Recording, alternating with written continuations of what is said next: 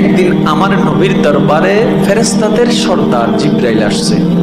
আমার নবী কথায় কথায় বললেন, ইয়া আখি জিব্রাইল, ও আমার ভাই জিব্রাইল, তোমার নাকি 600 ডানা আছে, 600 পাখা আছে।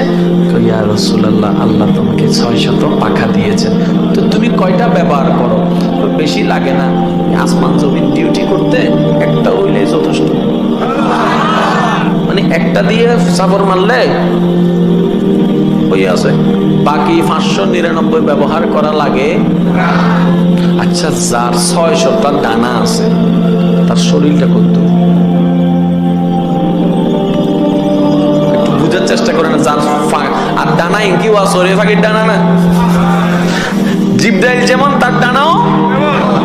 আমার নবী বললেন, জিব্রাইল মনোযোগ, নবী কথা বলছেন নূরের ফেরেশতা সর্দার জিব্রাইলের সাথে। কাদের নবী? আমাদের নবী তো একটু বাপ নিয়ে বলেন না ভাই, কাদের নবী? জিব্রাইলের সাথে কথা বলছে। আমার নবী বললেন, ভাই জিব্রাইল, আচ্ছা তোমার দেহটা একটু কত বড়, আমার একটু দেখতে ইচ্ছে করতেছে, একটু দেখাও। তখন জিব্রাইল বললেন, ইয়া রাসূলুল্লাহ, আমাকে ক্ষমা করবেন, আল্লাহ আমাকে যে বডিটা দান করেছে ওই বডির রূপটা নেওয়া যদি নিতে যাই পৃথিবী ছোট হয়ে যাবে, পৃথিবী ছোট হয়ে যাবে। আমি এটা এখানে খুলতে পারবো না, দেখাইতেও পারবো না। এটা যদি আপনি দেখতে চান আপনাকে আমার বাড়িতে যেতে হবে, মানে সিদরাতুল মুনতাহায় যদি যান তখন আমি আমার আসল রূপটা দেখাতে পারবো। এবার তো কথা শেষ, আল্লাহর হুকুম হলো, নবীর মেরাজের টাইম আসলো। ওরা আশেকরা আশেকের মতো করে বলেন না সুবহানাল্লাহ। আল্লাহর হুকুম হলো, মেরাজের সময় আসলো, জিব্রাইল খাদেম হিসাবে আসলো, বোরাক গাড়ি হয়ে আসলো, নবীর ঊর্ধ্বগমন শুরু হয়ে গেল। যেতে যেতে সিদরাতুল মুনতাহার ঘটনা আপনারা সবাই জানেন।